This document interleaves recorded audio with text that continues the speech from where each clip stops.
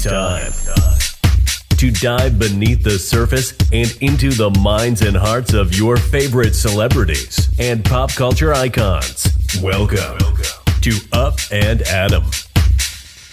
Hey guys, what's up? You're watching Up and Adam. My name's Adam Knoll. And for those of you who don't know me, I'm the guy bringing you guys all of the weekly interviews from your favorite celebrities and pop culture influencers. But for those of you who do know me, you know that that's not why we're always here, right? Actually, guys, tonight's one of those nights and one of the best nights of the week because two reasons. We're recapping the Real Housewives of Beverly Hills reunion part 3, which is great because it's finally here and it's finally over. But before, guys, we do that, make sure you like this video, comment on this video, share this video, and most importantly, subscribe to my channel, wherever that button is below. That way you don't miss any of my future interviews or pop culture content. Guys, immediately as we start the reunion, part 3, Denise is called out about her disses on Teddy. So Teddy kind of wants to know, why would you talk bad about me? And Denise simply explains, listen, all I said was that you had a famous father. And the fact that I didn't appreciate that you brought up this whole Brandy-Denise kind of relationship on camera.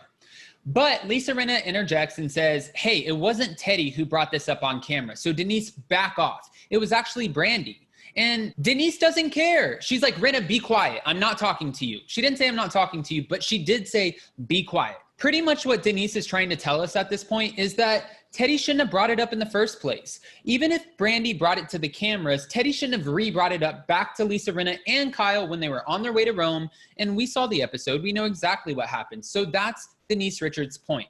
Not that Teddy was the one who kind of dropped the first initial ball, but that she kind of ran with it, right? Andy kind of interjects and says, oh, Denise, but Brandy was so specific with the details, with the text messages, everything in between, constantly showing up and putting everything up forth, you know, like she's putting it up front and just saying like, listen, this is what I have. Whereas Denise is not willing to really answer for anything. She's not going to answer the women when they ask her about the allegations. She's obviously serving cease and desist and she's taking it to a different tempo.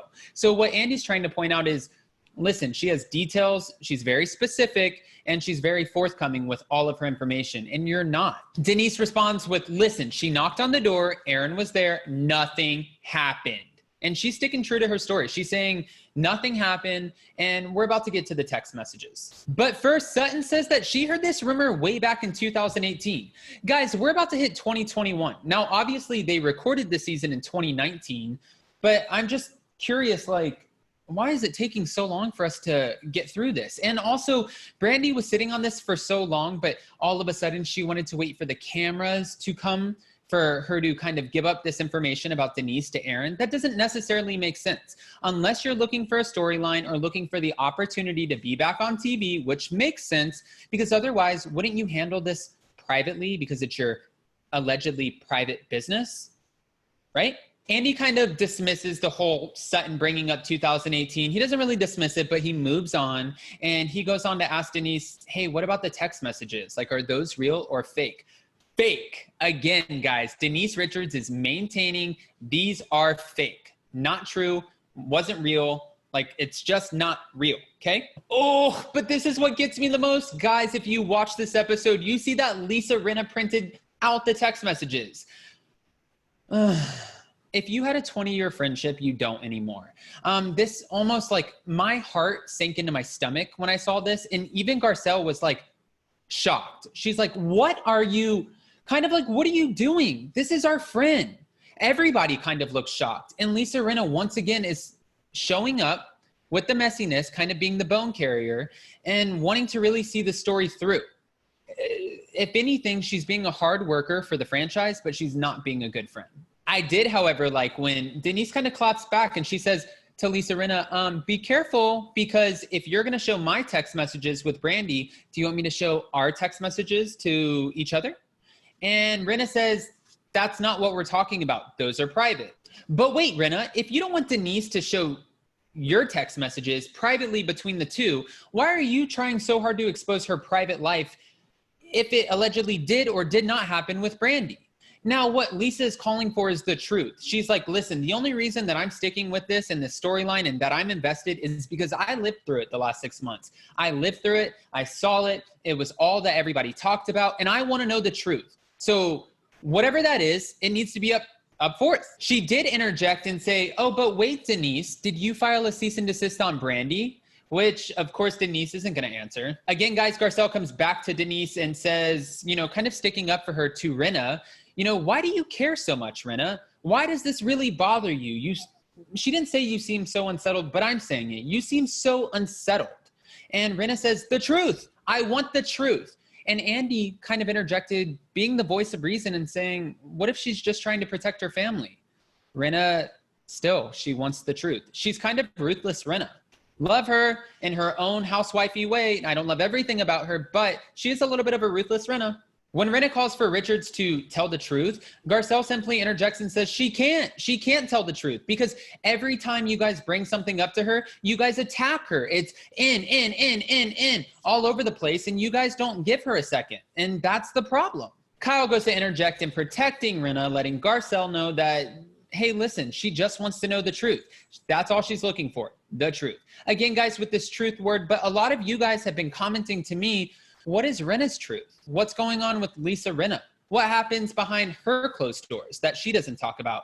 And at this point, I'm kind of curious too. I don't like to gossip, but if we're trying to put Denise on the chopping block and we want to know everything from her, I want to know everything from every single housewife. I think that's only fair. And she saw the signs up there in the lights and she saw everything that she wanted to be, and now she actually is. So it's kind of like she saw her life come full circle, which is really cool.